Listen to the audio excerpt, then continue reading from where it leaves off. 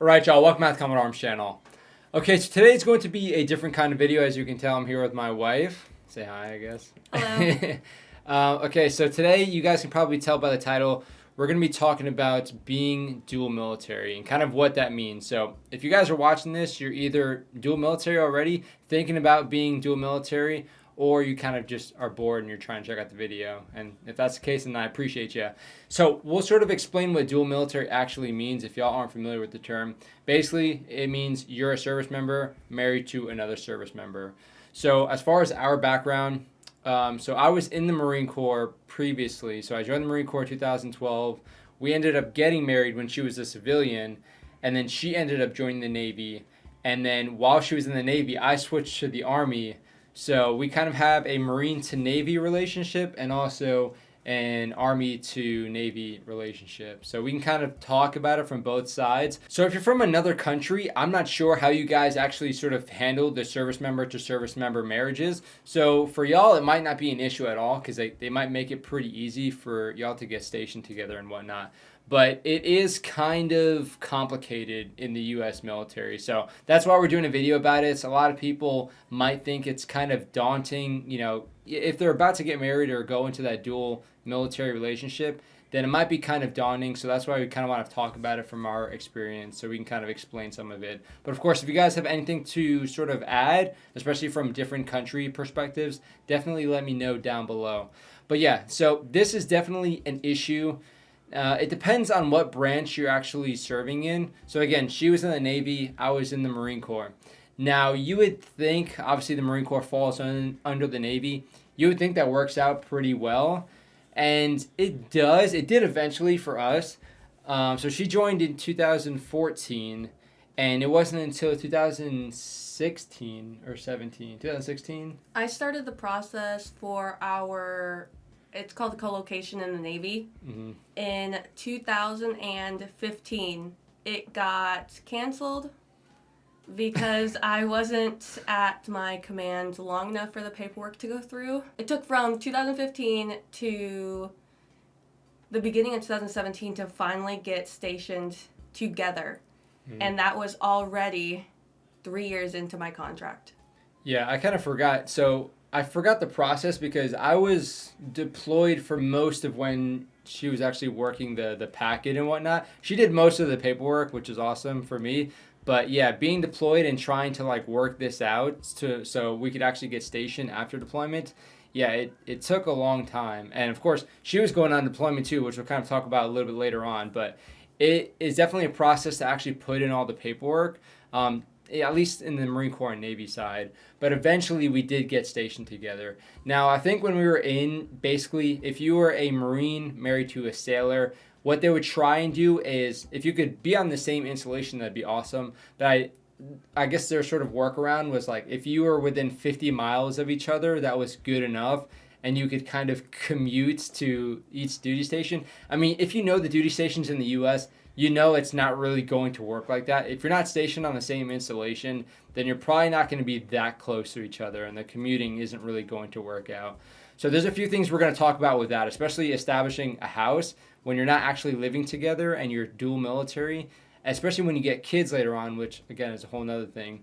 But we'll talk about that and how it actually works with the housing allowance and whatnot. While we were trying to get stationed together, it was pretty much explained to us that we could get established within 50 miles of each other. And I say within it's not necessarily possible with being in the Navy and him being in the Marine Corps. Doing my research, I was able to see that the Navy has now done away with that 50-mile expectation of co-location and now has focused more on stationing the service members within the same geographic location. So I was stationed in Jacksonville, Florida, and he was stationed in Jacksonville, North Carolina, and that was why we had so much resistance trying to get stationed closer together, because they said that we were stationed or we were co-located in the same geographic location. But if anybody knows anything about the United States, Jacksonville, Florida, and Jacksonville, North Carolina are about 9 hours apart. Mm-hmm. So what was so difficult about that is In the Navy, you have blue side and green side. I don't want to get too deep into this, but you have blue side and green side. And me being an infantry marine, I'm around the infantry bases. So, Camp Lejeune is in Jacksonville, North Carolina. So the sailors there support the Marines. So for her to go to that duty station, she basically had to go from blue side, where she was on ship, to green side. And she kind of had to, once she changed her job, it was a little bit easier. But before that, she wouldn't have been able to get stationed there with her previous job. So once she did that, it was a little bit easier. But yeah, it can get kind of hard that way when you have the Navy that does the sea and shore rotations. And then you also have the blue side and green side command. So yeah, it can get kind of tricky with that. To explain a little bit about the blue and green side, that is specifically for the corpsman side and a couple other rates in the Navy, like RP, which is religion specialist, and the logistics side of the house as well. I was a unicorn in the logistics community. I was wearing the Marine Corps uniform and supporting the Marine Corps. I don't know what I wouldn't say second. It was the MLG, Marine Logistics Group. Second MLG. Yeah, it's basically the hierarching Marine unit that provides sort of supplies and whatnot to the infantry units and pretty much all the other units there. So that was my job. I worked with the corpsmen, and just that opportunity right there got us stationed together. Not every logistics service member in the Navy gets to go and wear the Marine Corps uniform, or gets to go on a shore-based sea duty, which is where it was really unique. It gets really complicated. Yeah. Now, okay, talking about the Army side. In the Army, they have the MAP program, which basically, if you're married to somebody else in the Army, it's a little bit easier to actually get stationed, because then you're working with HRC, which kind of sends orders out to everybody saying, hey, you're going to this duty station or that duty station. They work with that program and those soldiers to be able to assign them together. In the Navy and Marine Corps, you have different sort of echelons, like what'd you guys call it? We had the branch managers Army. We had the detailers. No, we had monitors. She had monitors, detailers. Yeah, you have different HR people that assign you orders when it's not a Navy, and when there's a separation between the Navy side and the Marine Corps side, they don't want to talk together, which is what makes it difficult. Obviously, if you're in the same branch, it's going to be a lot easier to get it assigned in the same location, because you have the same people sort of assigning you and issuing orders. You can just, we're talking to the same person saying, hey, we want to get stationed in this area together. Can you do that? And it's a lot easier to communicate that, as opposed to somebody in the Army talking to somebody in the Navy trying to get them stationed. It's just like, oh, well, your husband is in Fort Polk, Louisiana. Not really any big naval stations over there, so good luck with that. So right before I got out of the Navy and decided that it was not going to be feasible for our family, the options left for me after my pregnancy tour was to go to New Orleans, Louisiana, which was about a 4 or 5 hour drive from where I was. So it makes it very difficult to say, like, okay, yeah, you guys are in the same area, when we would be, if we were like split in half, we'd be commuting 2 hours each day. Like, it doesn't make any sense. So that was kind of their solution. And to them, honestly, that seemed like a good option. They're like, oh yeah, you guys are going to be in the same state, too easy. It's like, we might as well not be in the same state at that point. So basically, at the end of the day, you're your best advocate. Like, your detailer, your monitor, your branch manager, whatever, they're going to say they care, but in reality, they're not going to put in the amount of effort that you're going to want to do to actually get stationed together. So definitely get into the regulations. The joint travel regulation was a big one, just to sort of help with like some of the allowance stuff. But each branch or each service has their own sort of regulations. So definitely make sure you're getting into that and familiarizing yourself, because those branch managers, those detailers, honestly aren't going to be as knowledgeable as you would want them to be, because obviously they have a whole lot of other stuff going on. Now, we'll talk about some considerations. So deploying.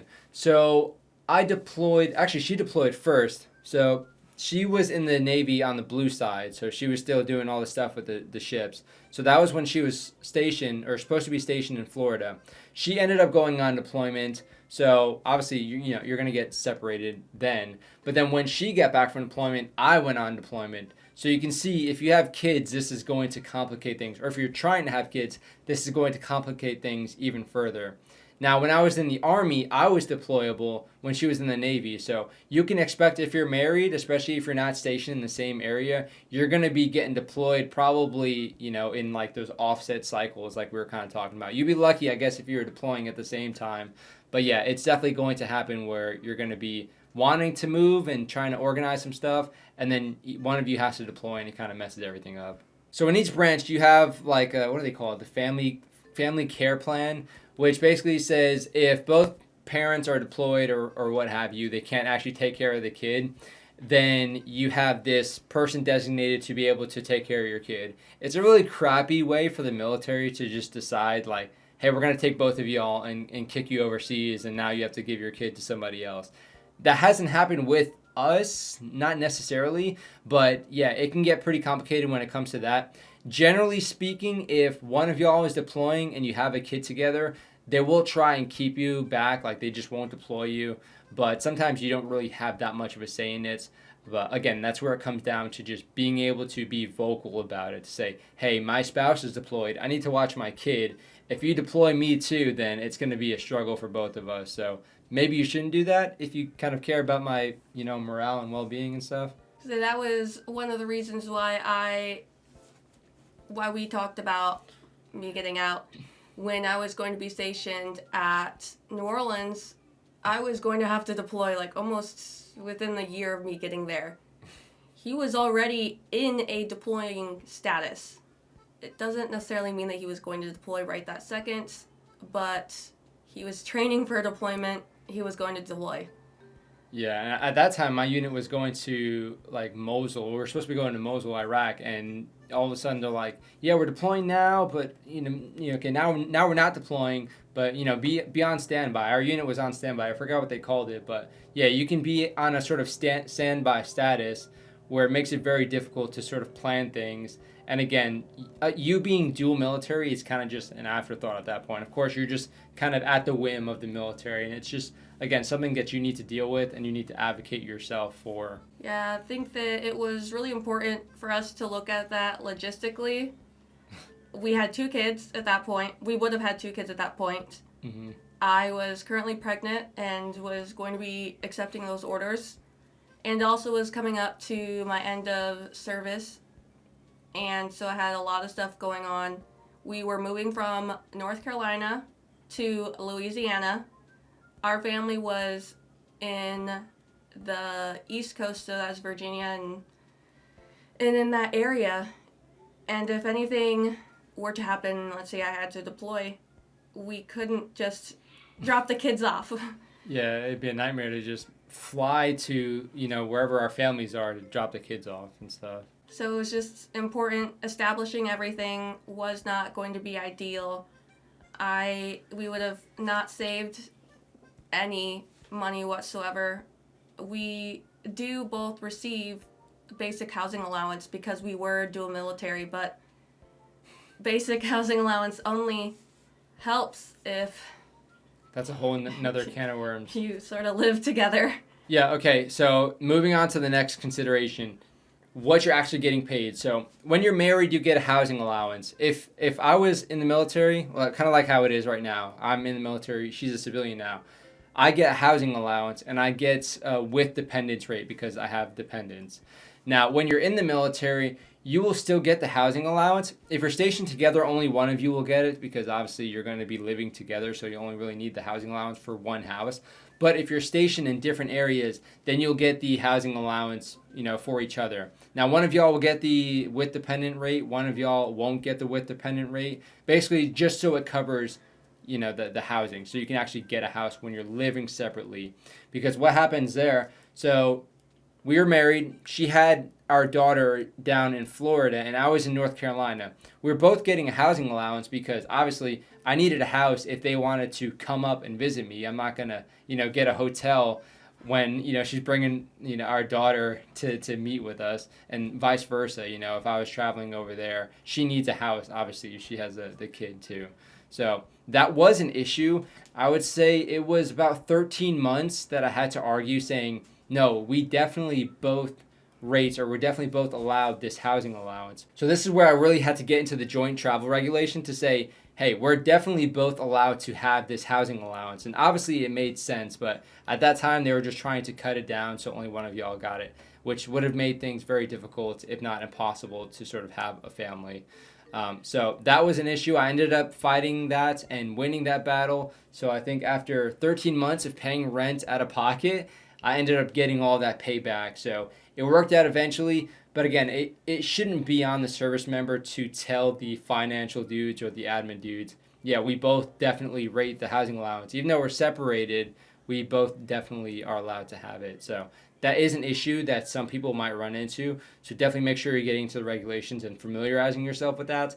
Because again, some of the finance or admin people won't be that knowledgeable about it, and they'll argue. Now, some other things to consider: if you're assigned to the same duty station, you also, I think I've seen it before where you can actually get assigned to the same like brigade, maybe even battalion, but generally speaking, they're not going to want to put you in the same area just because they don't want you kind of seeing each other on a day-to-day basis and I guess like distracting each other. At the same time, if you're in the same chain of command, and let's say I'm an E6 and she's like an E4, E5, if I'm, above her, and technically I'm supposed to be like evaluating her, obviously there's going to be an issue with that. So generally they won't station you in the same units. I have seen it before, but it's not too common. Generally they'll just try and station you in sort of different units in the same duty station. So something to consider.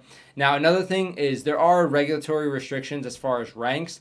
So let's say I'm a sergeant and she wants to commission. If we're already married and she commissions, then there's no issue with that. But let's say I'm like a sergeant and I'm trying to get married to a captain. Generally, they don't like that. I don't know anyone who's actually tried that, but I think if that's the case, they'll probably try and force one of y'all to actually get out.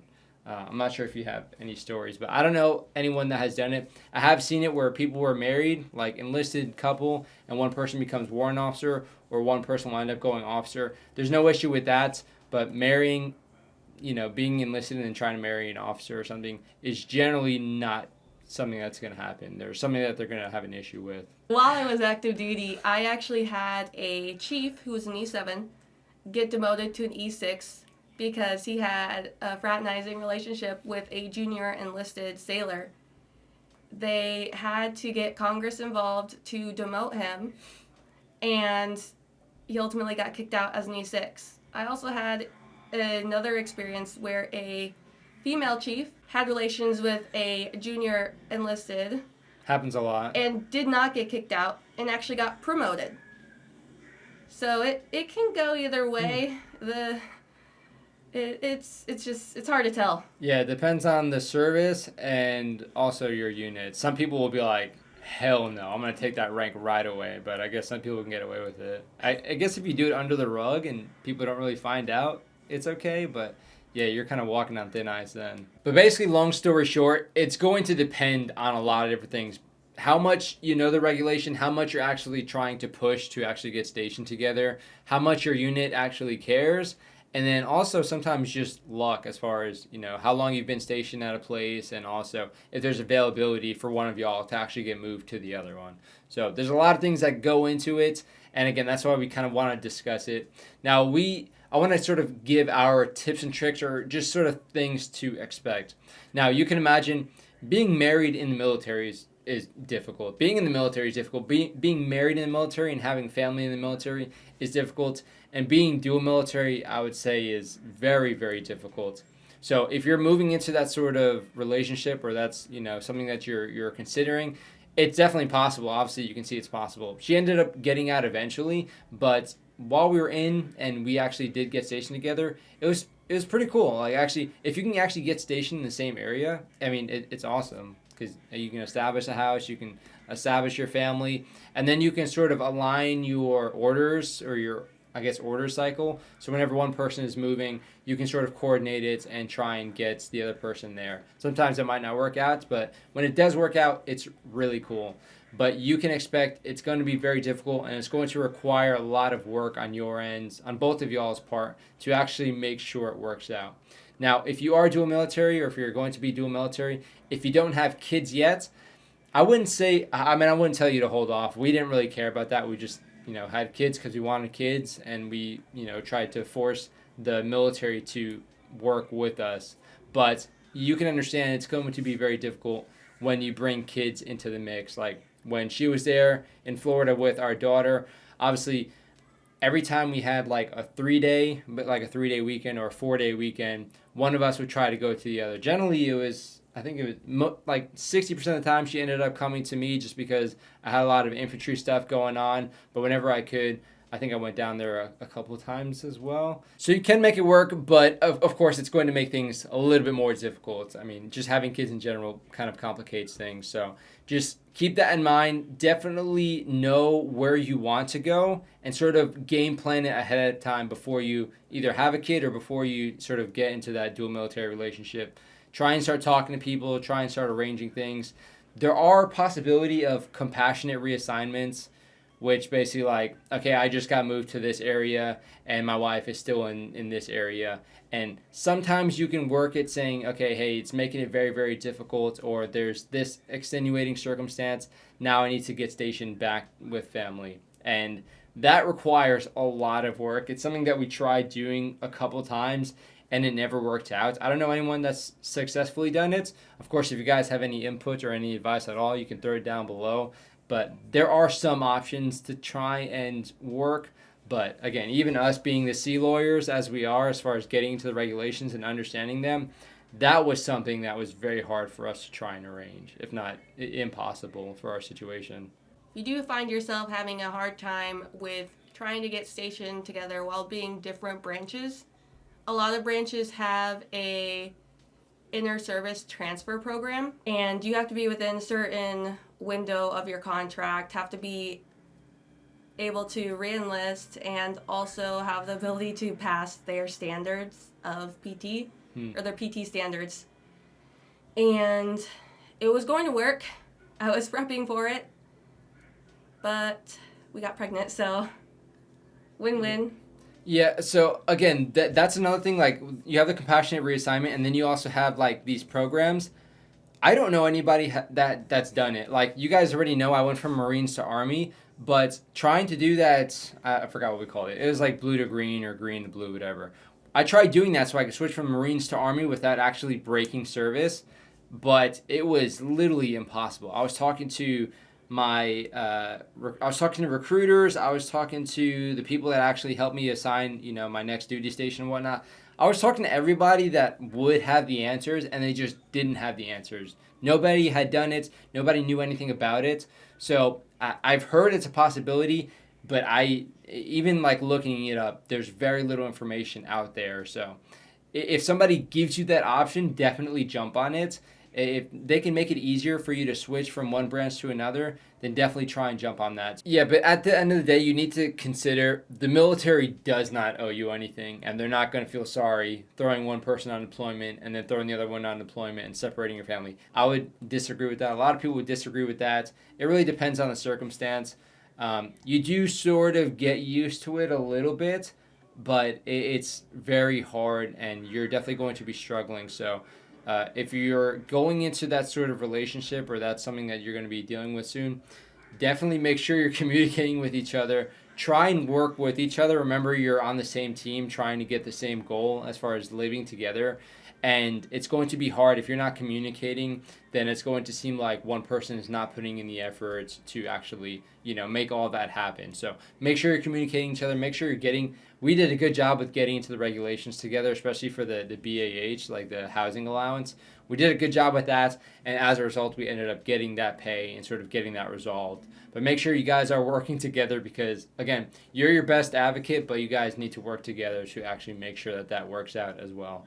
But again, the military doesn't owe you anything, and they don't need to facilitate that if they don't want to. Of course, they do have regulations, but the regulations, the way they're written, is they will try and get y'all stationed together, but there's no real promises. But yeah, that's pretty much it.